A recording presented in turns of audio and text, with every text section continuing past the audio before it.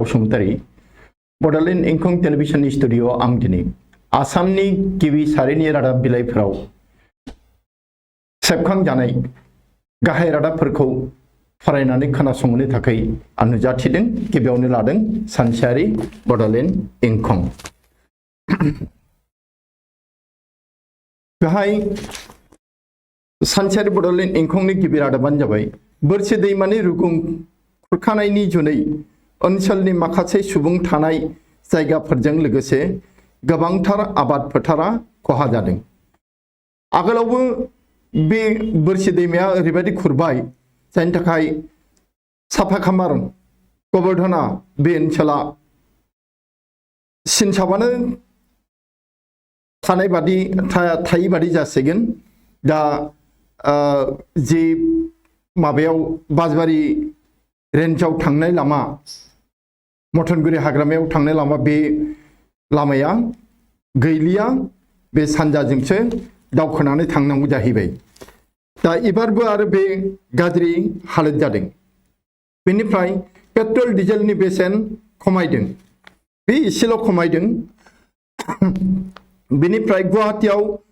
दावबायफैदों मिरुनि रायजोआरि मन्थ्रि प्रतिमानाथ भौमिक। बे मिरु सोरखारनि मन्थ्रि मुङा प्रतिमानाथ भौमिक। बेनिफ्राय आयेन बेरेखा फेग्रा ककेइन फस्फेट सिरापनि बथलफोरजों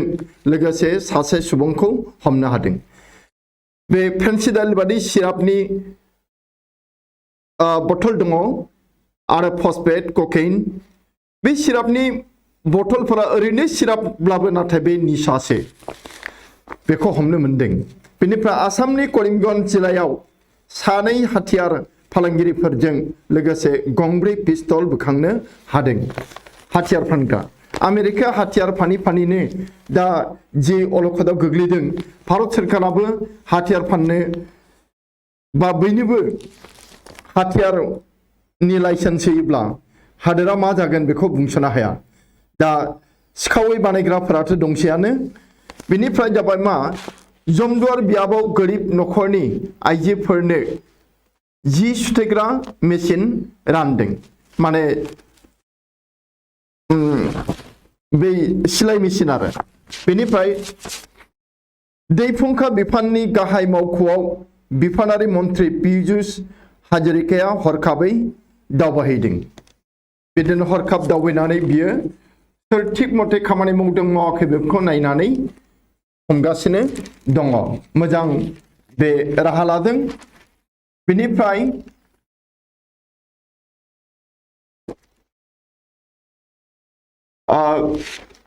दङ सासे सिखावा बासनघाट ओनसोलनि गामियारिफोरजों हमजादों। बिनि उननि रादाबा गोबांथार बिबांनि हिर'इनजों लोगोसे गुवाहाटीयाव सासे ग्रेप्टार। आगोलनिया ककेइन सिराप बथल बेफोरखौ, आरो दा गुवाहाटीयाव हमजानाया बे हिर'इन रोगाग्रा। बायहाथा सारियालियाव सानै खांखुर दाखाथिखौ हमदों। खुंखार दाखाथिखौ हमनो हादों आरो। बेनिफ्राय मोनसे जाबाय नगाव टाउनाव सोमोनांथावै सिखाव खावदों। बे सिखावफोरखौ सोर होबथाबावनो? बे सिखाव खावग्राफोरा जुदि गावसोरनो सोलायाब्ला अब्ला सहजै पुलिसानो होन सोरखारानो होन गोरलैयै दबथायनो हानाय नङा। दा जों आरो आरब हादरफोरनि बादि सिखाव खावनायखौ हमजायोब्ला आखाइ दानस'नानै होनाय बेखौथ' मावनो हाया। बेनिफ्राय मोनसे रादाब जाबाय फैगौ 10 सेप्तेम्बर खालारखालि फावखुंग्रि कंगना रावतनि थालाइबि सावथुना रिलिज जासिगोन। कंगना रावतआ बे माबा खालामदों, फाव दिन्थिदों आरो फिल्मनि नामा जाबाय थालाइबि। बेखिनियानोसै। दाना जोङो अग्रदुत रादाब बिलाइयाव थांदिनि। बे अग्रदुत रादाब बिलाइयाव रादाबफोरा नैरैहाय दङ जे बक्रपत्रे हह कतिर सम्पत्ति गড়ি অবৈকট জালত শৈবর রহমান বৈধ আয়তকৈ ৯৫% অধিক ধন সম্পত্তি, বহু বেংক একাউন্ট, প্রচুর পরিমাণৰ সোণৰ গৰাকী। শৈবর রহমান होननाय नोंथांमोना रादाब बिलाइखौ बुथुमनानै फरायदो। मुथिदो सिनायदो सैबर रहमानखौ आरो बे बोरैहाय इसिबां धन सम्पति खामायनो हादों बेखौ मिथिदो आरो दा बेनि हेडलाइनखौ ओरै होदों ताज्जब सरकारि बिखायार माति 89 स्थानत जोंनि गोबां मन्त्रि एमएलएफ्रा दाब दाब जायगायाव हा बायो न' लुयो फ्लेट लायो बे सैबर रहमाना सासे मावफारियासो सोरखारि अफिसनि आरो बे मानसिया 89 जायगायाव हा दङ न' दङ आरो बेसेबां कौटि कौटि थाखा बेहा दङ दा बे मानसिखौ हमनांगौ आरो माने जेरा खालामनांगौ बिनि सम्पतिफोरखौ बाज्याप्त खालामनांगौ बे थांखि बेनिफ्राय मरानास्त्र हह युद्ध बिरतिलै उभतिल 60 एनएलएफबि आरोबाव 60 एनएलएफबिआ हाथियार जमा होनानै फैफिनबाय गाहाय लामायाव सावगारिखौ नाय नोंथांमोना बेहाय आर'नाइ लानानै फैदों बेनिफ्राय उपनिर्বাচন ঘোষণার পূর্বে তৎপরতা আটাইকেইটা সমষ্টিত এককভাৱে প্ৰতিদ্বন্দ্বিতা কৰিবলৈ আগ্ৰহী কংগ্ৰেছ নেতা কৰ্মী কংগ্ৰেছীफोरा मोनफ्रोमबो उफेरा बिसायख'थि जागोन बे मोनफ्रोमबो बियाबावनो गावनि बिजाथिफोरखौ होनो गोसो बेनिफ्राय जाबाय मा ऋण रेहाय 38 ক্ষুদ্র বিত্তীয় প্রতিষ্ঠান বেংকৰে চুক্তি চৰকাৰৰ তে दाहार जी माफ होनाय रेहाय होनाय बेनि थाखाय मा खालामदों 38 बे फाइनेंशियल इन्स्टिट्यूट प्रतिष्ठानफोरखौ बेंकजों चुक्ति खालामहोदों बेनिफ्राय आमार उत्पादन शक्ति बृद्धि কৰি স্বাৱলম্বী হ'ব লাগিব সৰ্বানন্দ সনোৱালা बुंदों जे जि मोब्लिब गोहो जों गावनो दिहुननानै गावनि आथिङाव गसंनो हानाय जानांगोन बेनिफ्राय दक्षिण दिल्लीनिफ्राय अखমৰ सम्पदशाली आहक्तলৈ आहे निखित डकगेन जे खोला दिल्लीनिफ्राय आसामाव बे ड्राग सोबग्रा मर्फिन बिजि लाग्रा ककेन सोबग्रा बिसोरनि थाखाय ड्रागफोर फैयो दिल्लीनिफ्राय उल्टा फैयो बेनिफ्राय निजुक्ति अवैध घोषणार पाছত पदत बिखया सासे मावफारिया बिनि जि एपइन्टमेन्ट बियो नंखाय फेक थेवब्लाबो बियो मासियाव दंबाय थायो सोरनि थाखाय बे हयथ सरकारनि अननायाव जानो हागौ तालिबाনৰ শীৰ্ষ নেতাৰ সৈতে সিআইএৰ মুৰব্বীৰ বৈঠক तालिबाननि जौसिन मासिनि बिबानगिरि बेजों सिआइएआ सावरायदों मा सावरायो जोङो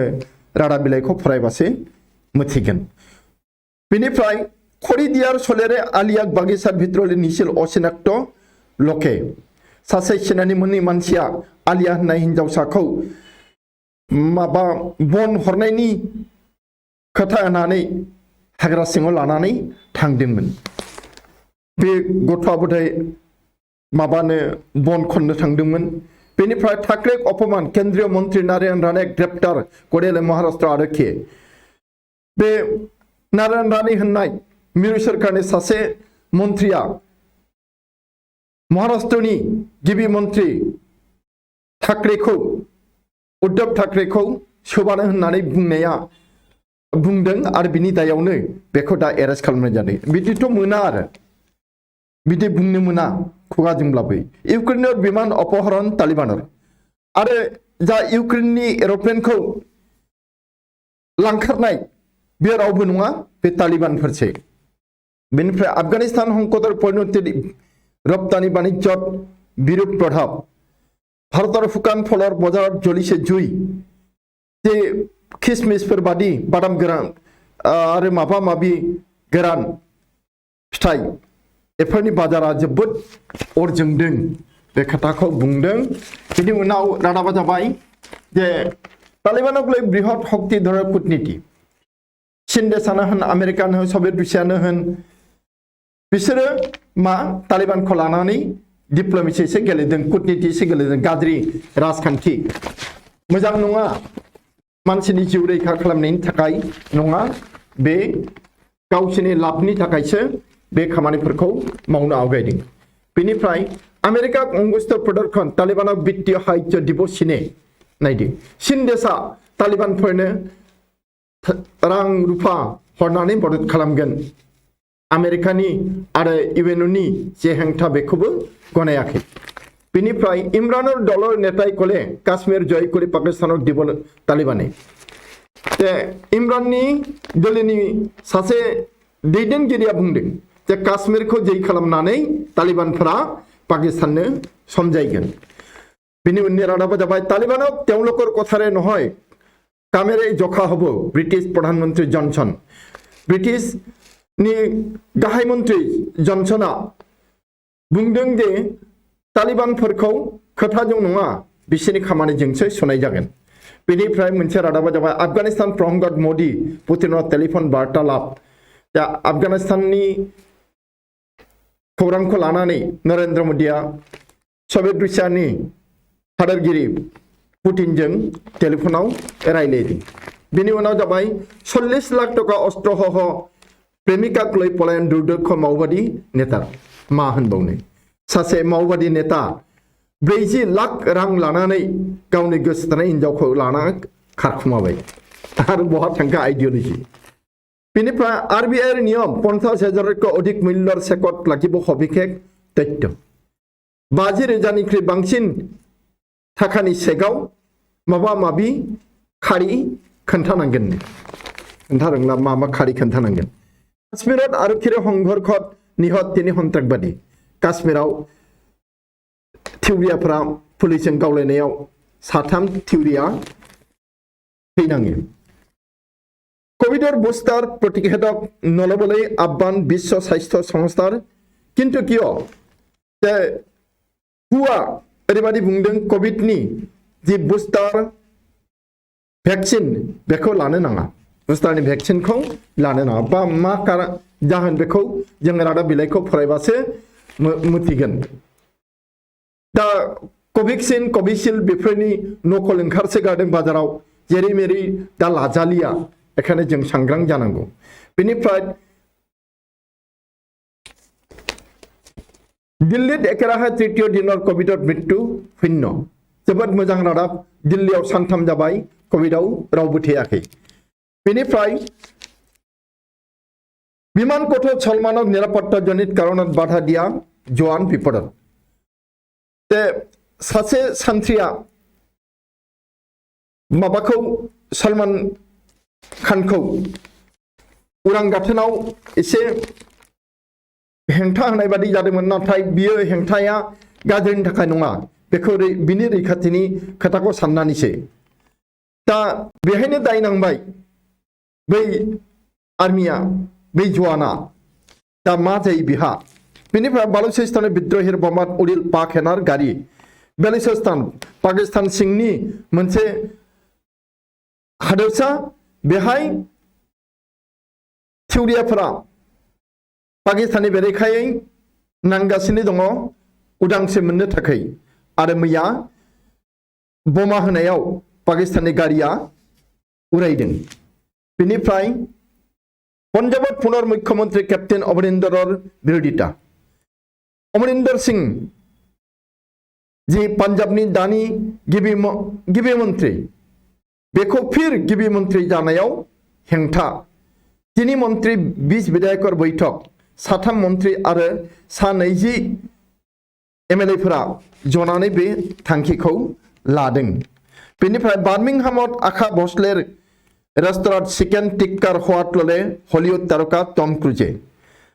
हलिउडनि फिल्म एक्टर टम क्रुज होननाया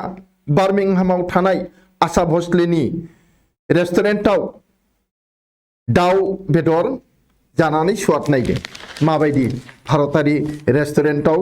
माबायदि सङो बे आरो बेनिफ्राय मुंबई मेयर पदप्रार्थी हिसाबै मिलिंद सनुर नाम प्रस्ताव कांग्रेसर जे मुंबईनि मेयरनि थाखाय कांग्रेस पार्टिया 2 मानसिनि 2 बिजाथिनि नाम मख'दों आरो बे 2 जाबाय मिलिंद आरो सनु मा जायो सोर लास्टआव टिकेट मोनो बेसो जादों छत्तीसगढ़ हेनारे हंगरखर निहत 2 नक्सालपन्थी छत्तीसगढ़ाव सान्थ्रिफोरजों सिलाइ गावलायनायाव गुलि गावलायनायाव 2 नक्सालपन्थी थैनांदों जिउ जोबदों बेनिफ्राय खेलानि रादाब निस्तत्य स्टेडियामाव पेरालिम्पिक उद्बोधन दावराव दावसि गैया टकिअनि बे अलिम्पिक पेरालिम्पिक से बियो गाहाय अलिम्पिक नङा गाहाय अलिम्पिकआ जालांबाय दा पेरालिम्पिकआव बे खेला जागासिनो दं बेहाय स्रिसाय बेखौ होनदों आरो असिने खेलार इंगित दिले विराट कोहलिया इंगित होदों जे आसिना गेलेफिनसिगोन इंग्लिश प्रिमियार लीगआव पराजयर सन्मुखीन हल लेइसेस्टार सिटी होननाय मोनसे फुटबल क्लाबा इंग्लिश प्रिमियार लीगआव जेननायनि मोखां नुबाय बेनिफ्राय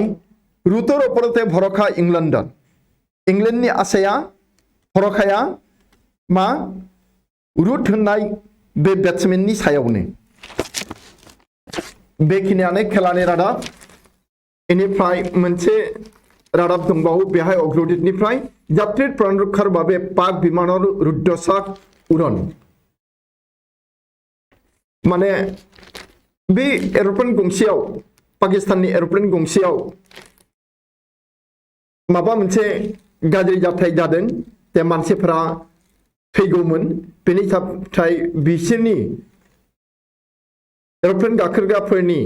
जिउखौ बासायनो थाखाय पाइलटआ एर'प्लेनखौ जोबोद बोरैबा सालायनांदों माने जोबोद गोख्रै सालायनांदों बे आरो बेनिफ्राय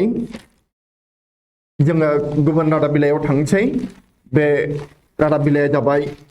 असमिया प्रतिदिन बेहाय जोङो नुनो मोनदों रादाबखौ नैबे गिबियावनो जे 100 कोटी सम्पत्ति उपसचिव शैबरक ग्रेप्तार उपसचिव से डेपुटी चिफ माबा सेक्रेटारि से बियो प्रिन्सिपाल सेक्रेटारि नङा चिफ सेक्रेटारि नङा शैबर दा बेसेबां रां दङ 100 कोटी रांनि मालिक बेनिफ्राय काबुल विमानबन्दरफोरा इउक्रेनर बिमान अपहरन बेखौ फरायखांबाय तालिबानफोरासो लांखादोंमोन इउक्रेननि एर'प्लेनखौ काबुलनिफ्राय बेनिफ्राय मोनसे जाबाय मा बासनि तालिकाफोरा नाम कर्तन पिछताव 19 एसआई डिसेल अवैध नियुक्ति जे सेलेक्टेड लिस्टनिफ्राय बाद गोग्लैखानाय सा 19 बिजाथिफोरनो एसआई माबाखौ साख्रिखौ होदोंमोन बेसेबां माबा केलेंकारि बेनिफ्राय जाबाय मा कार्बि आंलंआव अखम आरक्षीर सावनि लन्डबन्द मेघालय लकर मेघालयनि मानसिफोरा कार्बि आंलं थांनाय आसामनि जि बादा बे बादाखौ सिफायला बायदों पुलिसनिखौनो आरो सुबुं जोंबादि नोगोरारिफोरनिखौथ' मा बुंनो निखा टेंकार चालकक मरिया हत्या तेलसरर दे थाव खावग्रा सिखाव मेरला दंसै दा आसामाव बङाइगावआव दङ दा बियो बङाइगावनि जाथाय बङाइगावआव सासे टेंकार सालायग्राखौ थाव खावग्राफोरा बुयैनो बुथारदों बेबो बे गाज्रि मानसिफोर जायगानिनो बरतला ओनसोलनि जागोन बेनिफ्राय जाबाय मा शिवसागरत बैठकत मिलित अखिल भूपेन बरा अखिल आरो भूपेन बराया कंग्रेसनि आफादगिरि अखिल गगैजों लोगो नांनाय माबा रायलायदों शिवसागराव मानोना उफेरा इलेक्शन फैगासिनो दङ बेनिफ्राय तालिबाननि नियुक्ति दिले वित्त मन्त्री गृह मन्त्री तालिबाना सोरखार दानायनि एखे लामायाव थांथारबाय जेसेखि बुङा मानो बिसोरो सरकारखौ दागोनानो दा फाइनेन्स मिनिस्टार आरो होम मिनिस्टारखौ बानायबाय बेनिफ्राय उद्धार अभियानाव गुरुत्व आरो भारतर जे आफगानिस्तानाव लाखिनानै दोनजानाय जायफोर गुबुन हादरनि मानसिफोर बेखौ रैखा खालामनायाव भारतआ गुरुत्व होदों काबुलर पर दिल्ली उपस्थित तिनी गुरु ग्रंथ साहिब 40 गराखि सिख मैया आरो मोनसे जालायबाय जे 44 सिख मानसिया गांथाम गुरु ग्रंथ साहिब बे गावसोरनि धोरोम बिजाब बेखौ लानानै काबुलनिफ्राय दिल्लीयाव सफैबाय मोजां रादाब बियो जे प्रतिदिननिफ्राय बेखिनियानोसै जों दा थांदिनि असमिया खबर होननायाव असमिया खबराव दङ बे अग्रदय प्रतिदिननि रादाबानो थेवबाबो नैबेयो माइक्र' फाइनेन्स 7,200 कोटी टका ऋण रेहाय सरकारा माइक्र' फाइनेन्सनि दाहार लाग्राफोरनो सोरनोबा आरो गासैनोबो नङा 7,200 कोटी रां रेहाय होबाय माफ होबाय सरकारानो सुख'सिगोन खोमा बेनिफ्राय 5 सेप्टेम्बर पूर्वे प्रति शिक्षक वैक्सीन मुख्यमंत्री आसामनि गिबि मन्त्री हिमन्त बिश्व शर्माया बुंदों 5 सेप्टेम्बरनि सिगां साफ्रोमबो फोरोंगिरिनो कभिडनि वैक्सीन होनाय जागोन होनांगोन बेनिफ्राय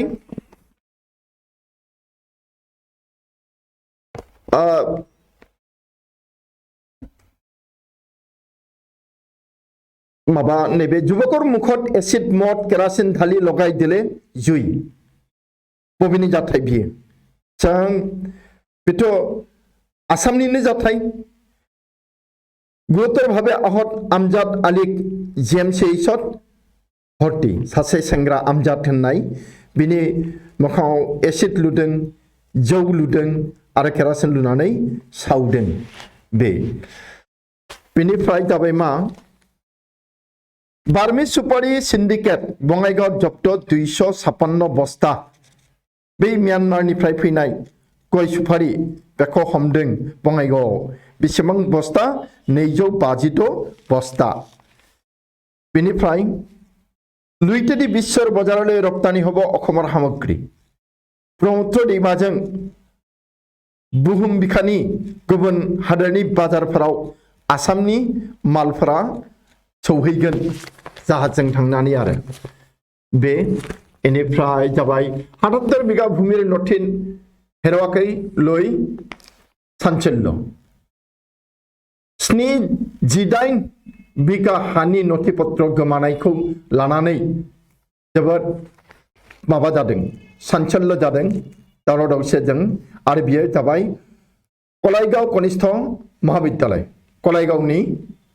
जुनियर कलेजनि बेनिफ्राय आमिनगढ़ बाहनर इ फिटनेस प्रदान सेवा आरम्भ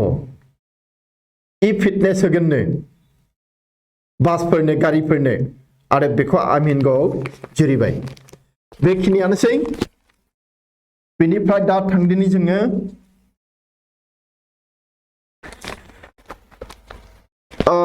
आमार अखम रादाब बिलाइयाव तृतीय ढौर उद्वेगर মাজতে स्वाभाविक घुराय अनार चेष्टा थामथि दोहौ कभिडनि बेनि गेजेरावनो जे मोजां थासारि लाबोनो थाखाय नाजानाय बेनिफ्राय केन्द्रीय मन्त्री नामनि हनहिरित आधारहिला जातीय संगठन सुब माहारियारि आफादफोरा मानो सिरि थादों मानो होख्रावाखै बेनिफ्राय जाबाय मा एनकाउन्टार निहत अस्त्र सरबराहकारि जे हाथियार फानग्रा हाथियार रोगानानै फानग्रा बे मानसि सासेखौ एनकाउन्टाराव गावथारनो मोनदों गावथार जाबाय आरो गुलि गावलायनायाव थापन अमरिल लाथिय नाभाङिल माइक्र' फाइनेन्सनि बाथ्रा बियो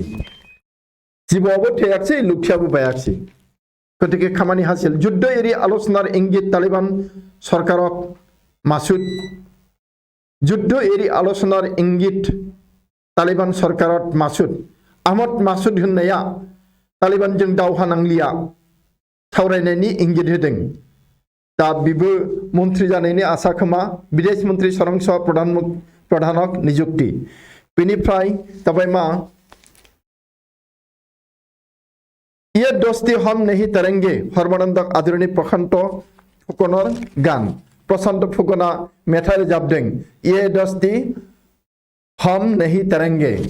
बै जे माबा शले फिल्मनि बे मेथाइया धर्मेन्द्र खन्नाय अमिताभ बच्चन खन्नाय बेखौ माने लाबोदों आरो महाराष्ट्रलै बे जाबाय NLP माबा हाग्रानिफ्राय ओंखारबोनानै हाथियार जमा होनानै गाहाय लामायाव फैफिननाय महाराष्ट्रलै अरण्यफोरा अलायाहिल NLP अन्तिम दल बे जोबथा दोलोनो गासै 200नि खोथा बुंदोंमोन नालाय बेखिनियानोसै जोङो दाना थांदिनि गांसे रादाब बिलाइ बांला जुग संख होननायाव बेहाय दङ जे शिशुদের ঢাল বানাচ্ছে तालिबानफोरा गाज्रि खामानि मावदों मा उन्दै गथ'फोरखौ दाहाल बानायनानै पनबन्दी जे होनो बे खालामनानै खामानि मावदों दा बेनिफ्राय तारमाने गुबुन नारि हादोर आमेरिका सभियेट रासिया भारतफोर बादिखौ बे थेला होनो आरो जोंनि बाथ्राखौ गनाय नङाबा नै नोंसोरनि गथ'फोरखौ गावथारसिगोन बे नियम लंघन अबाधे परिषদের ক্ষমতা দেখে ঋণ সতর্ক করলেন মুখ্যমন্ত্রী नियम लंघन नियमा सिफायजादों ओमफ्राय जे थाखा सुख'नाय बे सुख'नाया माने बोरैबा रोखोमनि जादों एखायनो गिबि मन्त्रि हिमन्त बिश्व शर्माया सांग्रां खालामदों बेंकफोर आरो आफादफोरखौ बेनिफ्राय जाबाय मा सेना प्रत्याहार सानना बरिस ओদের भरोसा करबेन ना जे बरिस एलचेना मा आफगानिस्ताननिफ्राय सान्थ्रि लांखारनायखौ लुबैयाखै बे बेनिफ्राय बोललेन आफगान सांसद आनारकली आफगानिस्ताननि सासे आइजो MP मेम्बार अफ पार्लियामेन्टआ बुंदों जे बिसोरनि खोथाखौ फोथायनो नाङा बे तालिबाननि खोथाखौ फोथायनो नाङा मा समाव मा खालामगोन जेबो थिग गैया गोदै गोदै बुंदों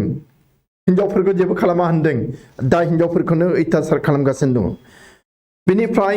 जोङो थांदिनि गुबुन गांसे नैबे खेलानि रादाब शुरू हलो टकिय' पेरालिम्पिक इनिफ्राय फेर ब्रिटिश बधे प्रस्तुत कहलीरा ब्रिटिशखौ फेजेननायनि दावहायाव थांगासिनो विराट कोहलीनि क्रिकेट टीम हानजाया बेखिनियानो बेनिफ्राय जोङो दिनै इंराजि रादाब बिलाइखौ फरायनो हालिया जोङो थांदिनि दैनिक अखम होननाय रादाब बिलाइयाव बेहाय दङ ONGCৰ অসম সম্পদৰ ভৱিষ্যত সুৰক্ষিত হ'ব তেলিয়া बुंदों बे मिरुनि मन्त्रि बे बुंदों मा ONGCनि जिफोर सम्पत्ति बेयो इयुनावबो मोजाङै थाहैगोन रैखाथि मोनगोन दा ONGCखौ अइलजों सामाप खालामगोन नालाय नैबे बेलायाव बुंदों दिनैफोरबायदि ONGCआ जोबोद दोहोन दङ दा बेफोरखौ मा खालामगोन आरो 70 বছর গড়া সম্পত্তি বিক্রির সিদ্ধান্ত লইছে প্রধানমন্ত্রী রাহুল গান্ধীया बुंदों 70 बोसोराव आरजिनाय जेफोर सम्पत्ति बे सम्पत्तिखौ फाननो ओंखारदों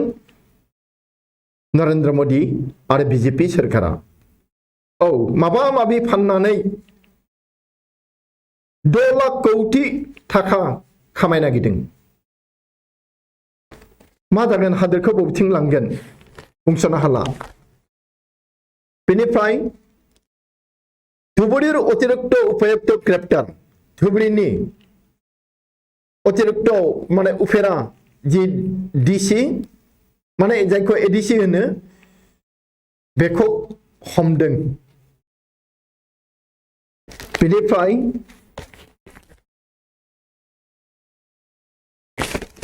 जाबाय मा रेप पार्टीर अन्यतम केन्द्र आसिल दा रिभिएरा ककेन हरबराहक लै तदन्त अब्याहत बै जे दाखालि खारगुलियाव बे रेप पार्टी सोरनिबा बार्थडे पार्टी खुंनायाव बिराद ड्राग्स सोबलायनाय जादों नैबे बे रेप पार्टीनि गुदि मिरुआनो जाबाय मा रिभियेरा अखम मेघालय हिमार उमलाफेरत उत्तप्त परिस्थिति आसाम मेघालयनि सिमना मोनसे जायगा उमलाफेर होननायाव एखे गुदुं थासारि फैदों मेघालया गाग्लोब नागिरदों आसामनिखौ सन्त्रासबादिया आफगान भूमि व्यवहार करिब नोवाराथ निश्चित करार आह्वान सन्त्रासबादिफोरा जाहाथे आफगानिस्ताननि हाखौ बाहायनो हाया बेनि थाखाय जोङो गोख्रों जानांगोन दा बुंदों राष्ट्रसंघ भारत प्रतिनिधि राष्ट्रसंघ भारतनि जे थान्दै बिथाङा बुंदों बे जोब्बाय दानिया जों थांदिनि लास्टाव गांसे इंराजि रादाब बिलाइ दा आसाम ट्रिबिउन बेहाय दङ रादाबा जे स्टेट गभर्नमेंट इंक्स माव उइथ MFIs banks बे माइक्रो फाइनेंसनि रादाब बियो माने बबेबा बेंकजों बा फसंथानफोरजों मिरु माबा हादोरसा सरकारा माबा खालामबाय गोरोबथा बा रादाय खालामदों इउनियन मिनिस्टार नङा इयो ACS officer with the land properties worth ₹100 crore arrested